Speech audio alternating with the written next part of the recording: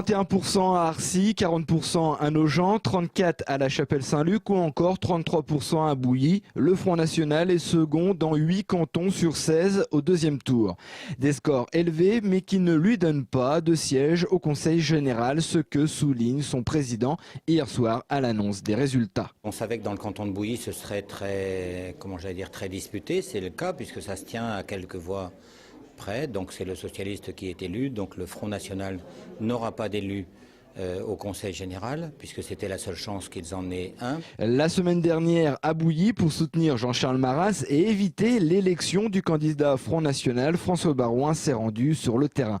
Hier soir, pourtant, l'UMP a terminé 3e derrière le FN, ce qui n'étonne pas vraiment le maire de Troyes. L'extrême droite a toujours été très élevée, c'est une structure sociologique, la proximité de l'Île-de-France, donc nous devons travailler pour apporter des réponses de terrain.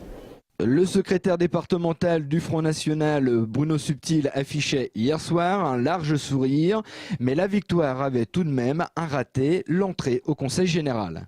Eh bien, le Conseil général de l'Aube restera une assemblée non représentative et donc non démocratique. On peut le regretter.